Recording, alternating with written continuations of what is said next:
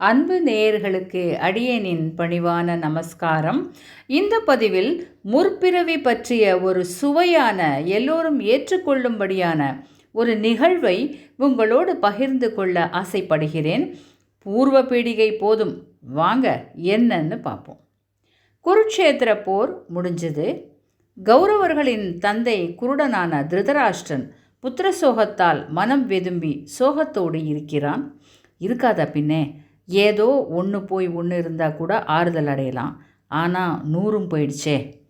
இந்த நிலையில் திருத மன்னன் ஒரு நாள் பரந்தாமனாகிய கிருஷ்ணரை சந்திக்கிறான். கிருஷ்ணா, என்னை பற்றி நீ நன்கு அறிவாய். நான் குருடன்தான்.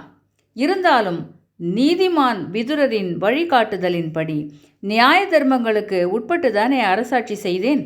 அப்படி இருந்தும் என் புதல்வர் 100 பேரும் போரில் மாய்ந்து விட்டனரே, ஏன் எனக்கு மட்டும் இப்படி என்று அரற்றுகிறான். அதற்கு எம்பெருமான், திருதமன்னா, உங்களுக்கு நான் இப்போது ஒரு கதை சொல்கிறேன். அதை கவனமாக கேளுங்க. முடிவில் அது தொடர்பாக ஒரு கேள்வியும் கேட்பேன். அதற்கு நீங்கள் சரியான பதில் சொல்லிட்டா உங்களின் கேள்விக்கும் பதில் கிடைக்கும் என்று சொல்லி மேலே கதையை கூறுகிறார். ஒரு நாட்டை நீதி நெறி தவறாமல் மன்னன் ஒருவன் ஆட்சி செய்தான். அவங்கிட்ட ஒரு பரம ஏழையான சமையல்காரன் கெஞ்சி கூத்தாடி வேலைக்கு சேர்ந்து படிப்படியாக தன் திறமையால் விதவிதமான புது வகையான பதார்த்தங்களை மன்னனுக்கு சமைத்து போட்டு அவன் நெஞ்சில் இடம் பிடிக்கிறான். அவனோட இந்த விடாமுயற்சியின் காரணமாக அவன் தலைமை சமையல்காரனாகி விடுகிறான். அவன் மனசில் இப்போ வேறு மாதிரியான எண்ணங்கள் உருவாக ஆரம்பித்தன. அதாவது ரொம்ப வித்தியாசமாக, யாருமே இதுவரை செய்யாத மாதிரியான ஒரு உணவை மன்னனுக்கு சமைத்து போட்டு பெரும் பரிசும் புகழும் அடையணும்னு திட்டம் போடுறான். பாவம், அவன் திட்டத்திற்கு பலியான முதல் உயிர் எது தெரியுமா திருதா? அரண்மனை குளத்தில் நீந்தி கொண்டிருந்த அன்னப்பறவையின் குஞ்சுதான்.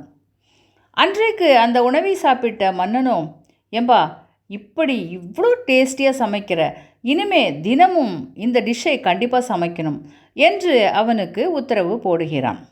இதன் மூலம் சமையல்காரன் அரசரிடமிருந்த பல பரிசுகளை பெற்று ஓஎம்ஆரில் ஃப்ளாட் வாங்குகிற அளவுக்கு கோடீஸ்வரன் ஆயிடுறான். கதையை முடித்த கிருஷ்ணர், மன்னா, இப்போ சொல்லுங்க, மன்னன், சமையல்காரன், இந்த இருவரில் யார் அதிகம் தவறிழைத்தவர்கள் என்று கேட்கவும் திருத மன்னன் குழம்புகிறான். சில கணங்கள் தான். உடனே ஏதோ ஃப்ளாஷ் வந்த மாதிரி, பரந்தாமா, இந்த கதையை கேட்டதும் எனக்கு வசிஷ்டரின் சமையல்காரன் செய்தது நினைவுக்கு வருகிறது. ஒரு முறை வசிஷ்டரின் சமையல்காரன் மாமிசம் கலந்த உணவை வசிஷ்டருக்கு படைத்து விட்டான். ஆனால் வசிஷ்டர் கண்டுபிடிச்சு அவனுக்கு சாபம் கொடுத்து விட்டார். அந்த விவேகமும் எச்சரிக்கை உணர்வும் இந்த மன்னனுக்கு இல்லையே. சமையல்காரனுக்கு வேண்டியது மன்னனின் பாராட்டு, அதன் மூலம் கிடைக்கும் பணம், பரிசு பொருள்கள், இவைதான். அதனால் அவன் செய்த தவறு ஒன்றும் பெரியதில்லை. ஆனால் பல நாட்கள் மாமிசத்தை சுவைத்தும் அதை கண்டுபிடிக்காமல் தவறிழித்த மன்னன் தான் பெரும் தவறு செய்தவன் என்று தீர்ப்பு சொல்கிறான் திருத மன்னன். கேட்ட கிருஷ்ணர் தன் வழக்கமான ட்ரேட்மார்க் புன்னகையோடு, திருதமன்னா, ஒரு ராஜாவாக இருந்தும் நியாயம் தவறாத மன்னன் செய்ததே தவறு என்று கூறினீர்கள். உங்களுடைய இந்த ஆட்டிடியூட் தான் தங்கள் ராஜ தர்பாரில் பீஷ்மர், துரோணர் போன்ற சான்றோர் உங்களுடன் இருந்தார்கள். நல்ல மனைவி, 100 பிள்ளைகள் என்று மக்கள் செல்வத்திற்கும் குறைவில்லை. ஆனால் ஒரு உண்மையை தெரிந்து கொள்ளுங்கள் மன்னா, அந்த ராஜா வேறு யாரும் அல்ல, நீங்கள் தான். 100 அன்ன குஞ்சுகளை ரசித்து ரசித்து சாப்பிட்டவர்.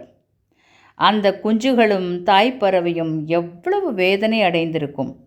அதை இப்போது இந்த போரில் ஒவ்வொரு பிள்ளையையும் நீங்கள் இழந்தபோது அதே வலியை நீங்கள் உணர்ந்திருப்பீர்கள்.